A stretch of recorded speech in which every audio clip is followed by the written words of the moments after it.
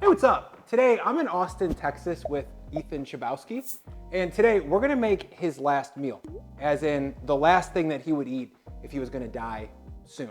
Hopefully that doesn't happen. Ethan, what is your last meal, bro? We are making enchiladas rojas. Perfect. To get started, we're gonna grab some brisket, because these are gonna be beef enchiladas, and I'm gonna grab some veggies and we're gonna get them sweating. So do you wanna grab that brisket? Yeah, real let's quick? do it. I'm thoroughly excited for this. Like smoked brisket enchiladas, that's all I need. Yeah, so the original recipe for this was on my channel a couple years ago. It's like a shredded beef enchilada in the suburban mom style, as Ethan would say. And in that recipe, I used braised chuck, which is great, but I figured since we're in Austin, Texas, where barbecue is a thing, Yeah. you guys have heard of it. We got some brisket last night from El Barbecue. Very cool, very nice people, by the way. Shout out to them. Thanks for having us, guys. So Ethan, if you want to get that chopped up into like shreddable, kind of cubed up pieces. Yeah. Like, yeah, it's like some like chunky, like kind of cubish. Yeah, we're gonna sear them off and kind of shred it down. Okay. At the end of the day, we want something that's like shreddy beef with like cooked onions, peppers, and garlic. So really rustico. We're gonna shred it down once it's in the pan a little bit. So while he does that, I'm gonna get the, let's call it like our aromatic base for the filling going. So I've got like a medium heat pan, and I'm just gonna squizzle in some olive oil. And then, So where do you, I've got a question for you if you don't mind. yeah, rip it out. Where do you fall on like the suburban mom style enchiladas versus like, you know, kind of classic Mexican like fried corn tortilla enchiladas? I mean, I grew up in the middle of the Midwest, so like suburban mom, nuclear yellow, and red enchiladas is like my bread and butter. Yeah. For sure. Ground beef too, which is an important distinction. Because I know it, like I think in your enchilada video when you were talking about the one your mom made, was that chicken? Yeah, chicken enchiladas were like the first experience I had with enchiladas, but I mean, I'm a lover of all types of enchiladas. Doesn't matter what type they are, I will enjoy them. But if I had to pick one, it's probably it is like the suburban mom style. Like that's very nostalgic for me. Super nostalgic. So the flavor base here, we've got some diced onions, some poblano peppers, and a little bit of garlic. I like poblano in here instead of jalapeno because like suburban mom enchiladas are not spicy. Yeah. So the poblano kind of brings a little bit of that jalapeno flavor without the attitude that some jalapenos have. So for you, like growing up you're from Pennsylvania? Yep. Like walk me through what the mom enchiladas you're used to are like. Yeah, I mean, so like both my parents are like really into cooking. Like we always like, you know, made home cooked like meals like pretty much every night. So like that's how I like originally got into it. Yeah, but like both my parents just like everyone likes, we all like Mexican food. My dad had a garden growing up. So we use like a lot of the fresh stuff from the garden, but then we had, you know, I have 3 brothers. So there's, you know, 3 brothers and me, 4 boys, plus my parents, there's 6 of us. So like we'd need big like meals. Yeah, and like one of the best things about enchiladas is the, you know, the leftovers. So, you know, like pretty classic. I don't know where, I think my mom or like maybe a friend's mom like made these for us, you know, probably from some blog recipe. I didn't know anything about like kind of different types of enchiladas, but I just immediately loved like the green chili like chicken or the green red or like the red chili chicken enchiladas with flour tortillas. I just love the softness with the flavors and like the cheese, and it's just like, The I don't suburban know, mom for me, I just style love it. It's not spicy, it's like kind of, it's like a casserole. yeah. It's pretty different from like Mexican enchiladas. Like those are really good too. They're just like super. And there are different types, like even in Mexico, right? Like there are some enchiladas made with flour tortillas. Yeah, I wanted to ask you about that. So you were in Mexico City for a while, like 3 or 4 years ago. Yep. And so when you were there, like, what did you learn about enchiladas, bro? So in Mexico City, like the typical enchilada you get down there is the corn tortilla ones, and they're more like made to order, where it's like you take their corn tortillas, they fry them, like flash fry them in oil, so they're not crispy at all. But then it is a little spicy. It's getting me. Like, the poblanos in Texas, are they spicy or something, bro? You can get some spicy, like, because I think you get more variability, where it's like maybe 2,000 to 4,000 on the Scoville scale there. Yeah, the Midwestern ones don't hit like this, dude. if you're like in Texas, maybe use green bell pepper. All right, so yeah, they're kind of like made to order. Yeah, and then like it's very like plain filling. So I think that's another actually difference from this style is like you kind of make an aromatic filling with like the meat and the onions and stuff. Whereas like a lot of them in Mexico, it's like, do you want beef or chicken? And it's like kind of plain beef, plain chicken. They throw it in the middle with maybe a little bit of cheese and then wrap it around it's not fried, but it's tossed in oil, then sauced heavily over top with either Rojas or Verde sauce. Okay. And so it's like, it's very different style, but they're still very, very good. And they're not really baked. No, they're not baked. Like, they're literally made to order. So it's like, Yeah. you know, they make a platter of like 3 of them for you and then like fill it, sauce it, no bake. There are some, because like Mexico is super diverse with like even their food. So Yeah. it's like, it depends. I would say like the corn tortillas are the much more classic based on like what I've seen. So I don't know like the casserole exactly like that lineage where like made to order versus casserole versus kind of how we got here. But the whole spectrum I am in love with. I mean, like, it's pretty easy to like understand why Midwestern mom, or I guess I should say mom, suburban mom. Yeah. Because they could be in the Midwest, they Yeah. could be in New England. And this is not slander. Like, this is like, I mean this like with the most like respect, because I like I said, I mean, this is why we're making this. Like, I love this style of enchilada. Mom level recipes, like, they don't follow, like, technically, maybe they aren't the truest or best, like, in terms of like what's the best order of operations to achieve this thing. But generally, like, you know, if you're looking at like in terms of like results, like if you've got 6 happy family members that are all like fighting over the last enchilada, then it's a good recipe. It doesn't matter how like weird, like she melted the sour cream on top in a weird way that doesn't make sense technically. Yeah. That's like textbook mom style cooking is like putting weird dairy on top. That doesn't like that doesn't make sense, but it tastes amazing. It does. So we're just like smashing this down a little bit. In the recipe that I did a couple years ago, I would like shredded the braised chuck before I threw it in. This brisket is like super tender, so we can kind of shred it in the pan. As soon as we get this like crumbled down, we're going to move on to like the best part, which is like the cheese. The cheeses. Yeah. That is like the big key, because like thinking like the ones I had in Mexico City, like they're typically like lightly sprinkled with like cotija, you know? Yeah. Versus like these typically are like heavy on like a melting cheese. So like in the scenario where this is your last meal, like what's the setup? Are you like, who are you with? What did you do? Like, is it just like, is it gonna be a solo, solitary plate of enchiladas in you and like maybe like some quiet opera music playing, or like what's the setup? You know, like if I'm actually on death row, I feel like I don't have many, many say in the matter. It's probably like I am just alone. But no, I think like for me, it'd probably be like family style.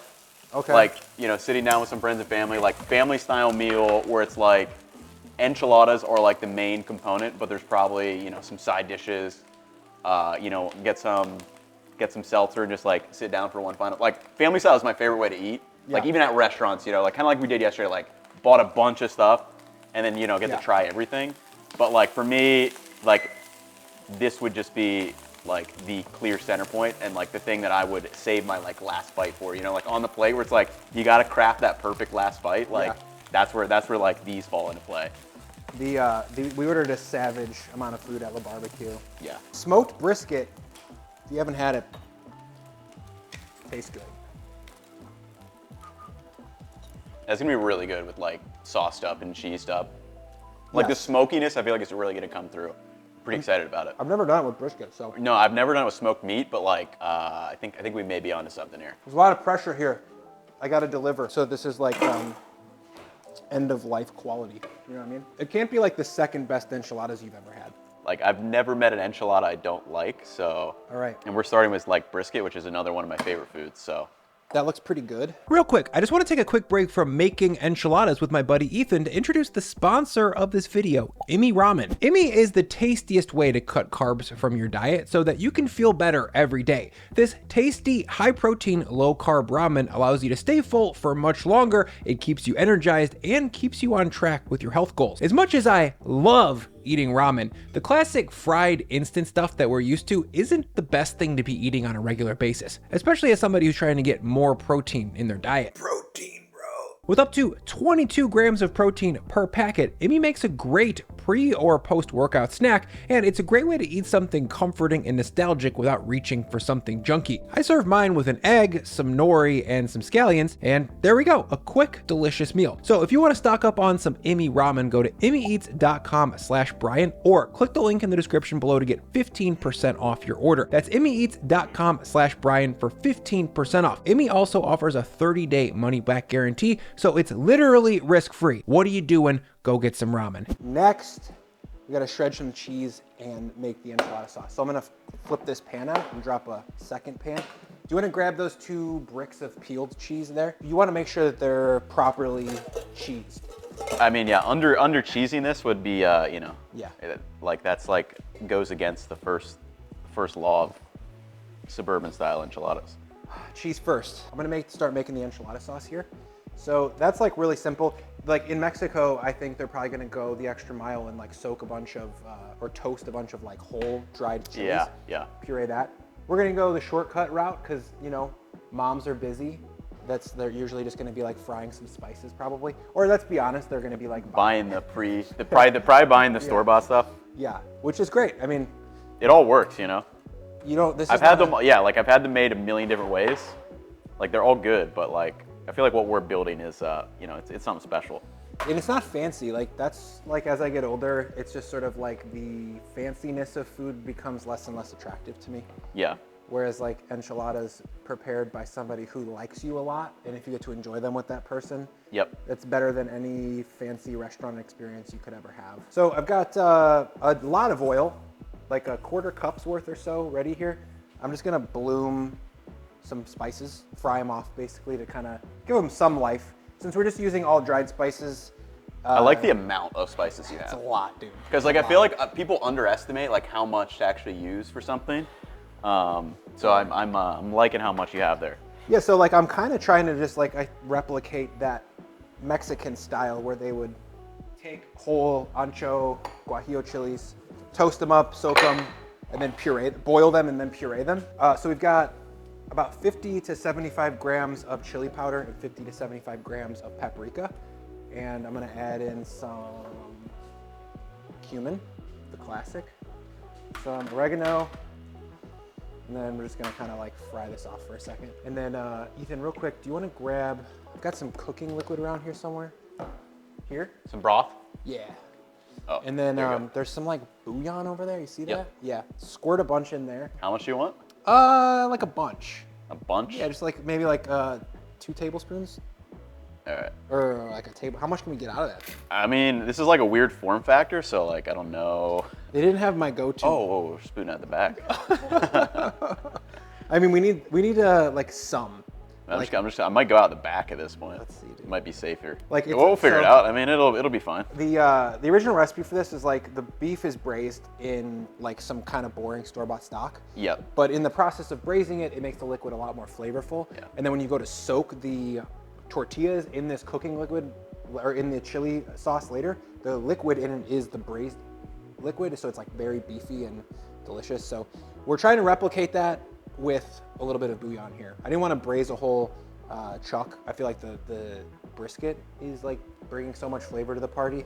It's worth the sacrifice of not having the extra cooking liquid. That's good. So we'll just like stir that in and see if we can get like some. Clean my hands a little bit. I can't like vouch for this bouillon product that we're using right now. So, okay, that tastes the same, honestly. Tastes like store-bought beef broth. So we're gonna add it into the chili sauce, and then we'll just like stir that and add in some tomato product. So like for the verde variation on this recipe, like walk me through your process for making a green enchilada, like the sauce part. Yeah. So like, I feel like there's a couple different ways. I feel like the most classic is like kind of making a base with like tomatillos and then like the canned green chilies. It's like that's your green sauce. Yeah. You wanna add in our tomato? Yep. Let's do it. We got 2 cans of tomato sauce going in, like the kind that have like the onion and garlic powder already in them. Classic mom stuff. And then some brown sugar and some salt just to season it up. So it's like the hatch chilies, some tomatillos. What else? Yeah, so tomatillos, hatch chilies, probably also like a fresh cilantro or a fresh jalapeno. Yeah. For me, I like a little bit more spice, so I go like a serrano. White distilled vinegar. Another, like if you can get roasted hatch chilies, like only sometime a year in certain, places, like it's really big here in Austin and then also like Colorado, New Mexico.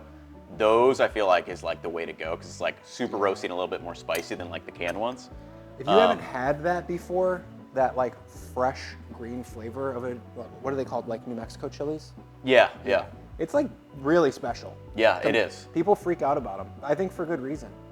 But they don't transport well, right? That's why they don't. Yeah, it's like only like kind of, I think early August, like kind of mainly just like the month of August, like kind of everyone goes crazy for them, and then they buy like, you can buy like bushels of them roasted. Yeah. And then like you can turn them into, enchilada sauce or like other salsas or like whatever, freeze them, and then use them like throughout the year. Yeah. So this is gonna come up to a simmer, and it's gonna probably take like 10 minutes to reduce. It's a little soupy right now. We wanna get to the point where like it's gonna coat the tortillas well.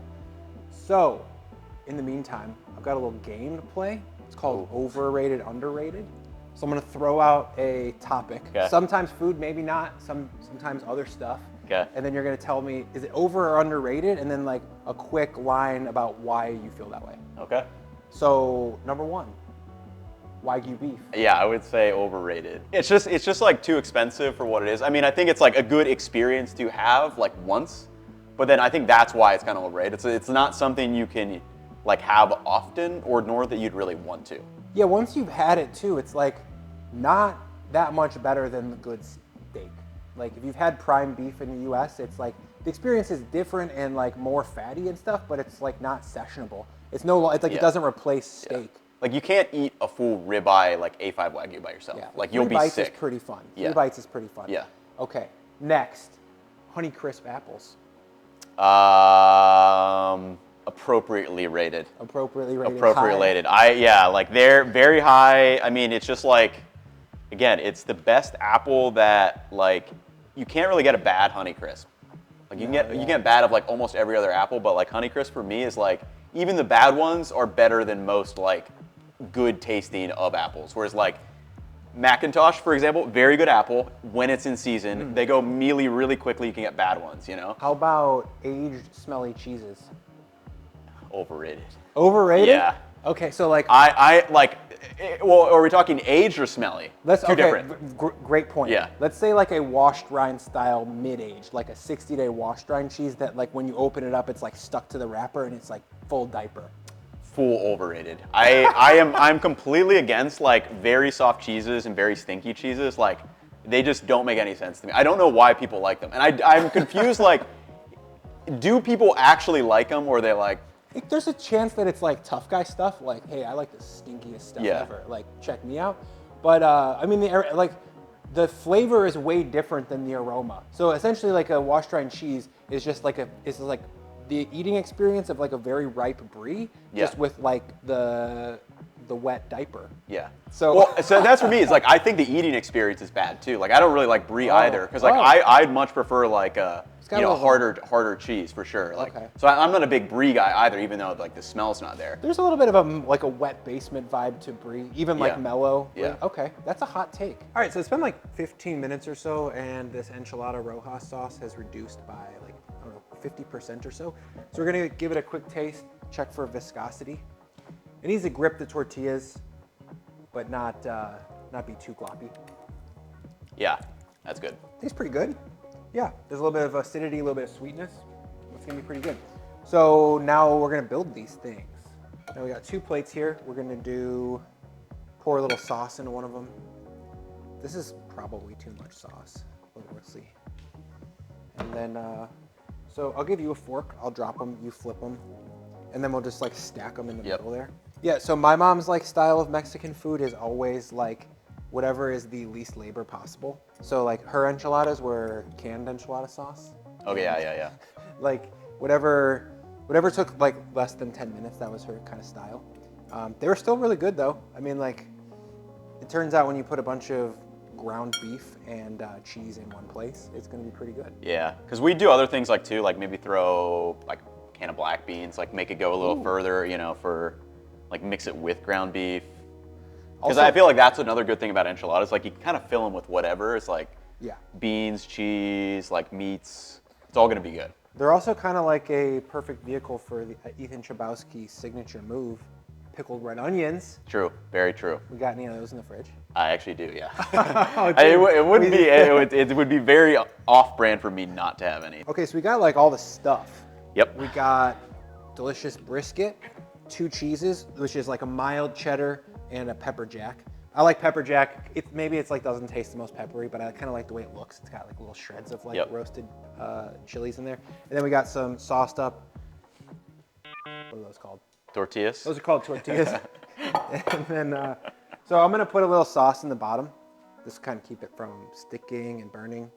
And then I'll spread that out. I think I like to go meat first, then cheese. Okay. Should I just like meat right and then we'll roll into here? Yeah. Okay. I mean, I think you make them how you think works. Yeah. I was like trying to lock down our conveyor belt line here. Yeah. I'll get my hands dirty. Yeah. What do we think? How does that look for a meat and cheese amount? Think?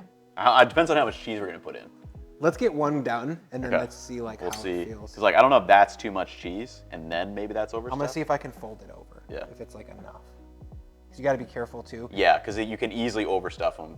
That feels good. There almost seems to be no rhyme or reason to when the tortillas start to tear. Like it just depends on I think like the batch of tortilla. Do you have any insight on this? I don't really understand it. Sometimes they tear, sometimes they don't. Oh yeah. Am I like over soaking them?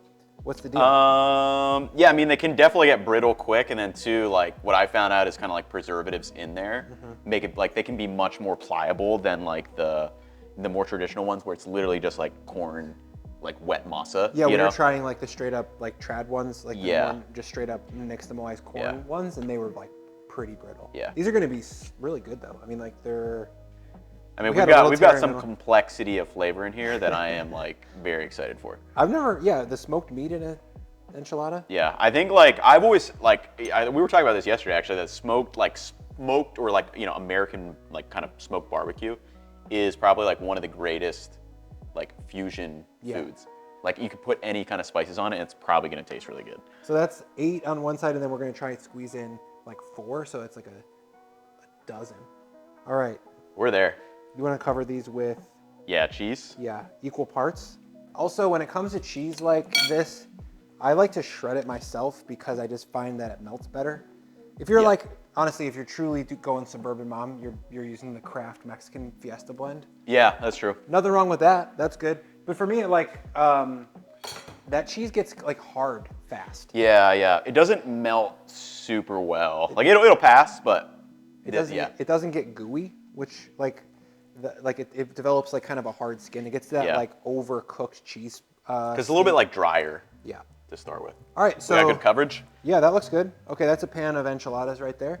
So we're gonna bake these for 20 minutes. I'm gonna go throw this in the oven, and we'll see you there. All right, after 20-ish minutes, these are looking melty, and they smell really good. Look at that. Does this feel like Midwestern mom to you? I think we've done them justice, and maybe even gone beyond. Maybe a new place for suburban moms. They smell good. I'm excited. So these take forever to cool down. So while they're cooling, let's make some lime crema, which is gonna bring some acidity and a little bit of like sour cream twang. More dairy. Yeah, more dairy on top. That's how we do it. So I'll set these aside. Do you want to grab the sour cream out of the fridge real quick? And I'm gonna grab a lime. Oh, dude, I already cut the lime. We got zesting a half lime. Oh, no. Yeah, so you zest a half lime in there. Oh, you did this to me. Where's the spoons? Are they right here? Yep. They might be in the dishwasher. We might be out. This thing's sick. That's like a baby spoon. Oh, it's from a bento box. Oh, shoot. Yeah. Cool. So it's like kind of fits. Man, you really just had to cut it on me. Yeah, I do that all the time, but I'm like. It is like it's one of those like little frustrating things that you're like, oh. Yeah. Once it's zested, we'll put half of it in there. Okay. Might be a while. I might lose the juice. Are we gonna put any juice in this? I'll do that. I'll just juice this half. Oh, okay. Yeah, And then, I was gonna say, because I'm about to lose probably like a lot of this juice. We don't need a ton. I'm gonna hit a little salt in here too. And then you wanna just like add in the zest and then enough milk to kind of thin this out into like a sauceable consistency. Yep. I'm nervous. I really hope these hit, dude. I can tell you they're going to. Like, there's too many good things in that pan that are good on their own that I feel like, we're gonna be there regardless. Oh, I gotta put a little milk in here. Oh, this bowl's way too small. Oh no. Check back in 10 minutes. Scoop them up, dude. I'm gonna stand back here Okay, and okay. and stir up this sauce.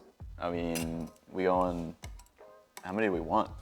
I'll do like, I'm good for at least a couple. Okay. Full disclosure, Ethan and I made a bunch of Taco Bell earlier today, so. It's not gonna stop me from eating multiple of these though. Yeah, Yeah. they look stellar. All right, you want a little lime crema on yours? Mm-hmm. A little lumpy lime. I would love some lumpy lime. There we go. Oh yeah. You gotta have something kind of cool and crisp on top to cut through all that like dark fat. Yeah, like temperature contrast is like another big thing that I feel like is overlooked as like, not an ingredient, but like it is something that severely impacts your enjoyment of things. Like even just having this slight temperature contrast is like, dude, makes everything makes better. it so much more dynamic. Yep. Underrated. What do we got? All right, let's do it. We in here? We're in here, dude. Oh my gosh, dude.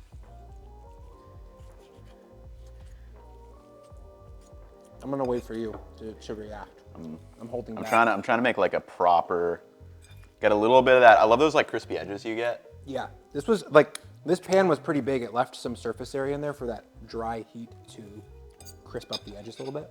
That's crucial. That's hot. How's the smoke? Pretty fun. Really good. I feel like cause like you get those spices, like you use so many and like toasted them, but like it pairs so with like kind of smoky flavor of the meat. Yeah. It's dark. I mean, like in a flavor sense. It's like super, yeah, it's like, I mean, it's just like super rich, complex. I think going really heavy on something like chili powder or like dried chilies in general kind of bridges the gap between the suburban mom, which is very tomato-y and not very spiced at all. Yep. With- I like with it the way Mexican. better, yeah. Like that I would say that's like a perfect like kind of analogy where it really is like kind of bridging the gap here a little bit and like bringing both together. I don't want to put words in your mouth, but like best of both worlds. I would say. So I hope this isn't your last meal, Yeah, but if it was, would you be satisfied? 100%. Absolutely. Like this is like, like seriously, enchiladas, like I can never get enough of them. So like if it is my last day, this is exactly what I'm grabbing. Melty cheese, shreddy meat, some spiciness, like the cold crema too. It's hitting right for me, bro. Good choice. This is a good last meal. Dude, it's like this is like literally a happy place. Thanks for hosting us and allowing me to show you my version of enchiladas. I hope they're like close enough to your mom's to like hit the spot. Yeah, this is like a whole like, there's a lot of things I like kind of picked up on these where I love them. Glad you suggested it because I had to think about it. I was like, what would my last meal be? And I was like, yo, there's a lot of things I like, but enchiladas, like that's where I'm ending. Yeah. All right, so thanks for having us. And guys, if you like know of any other YouTube creators that you want to see their last meal, let me know in the comments and maybe I'll make a vid with them. As always, thank you so much for your time and attention. Thank you for sticking around to the end of the video. Thanks to Ethan for having us in Austin, and we'll see you next time. See you guys.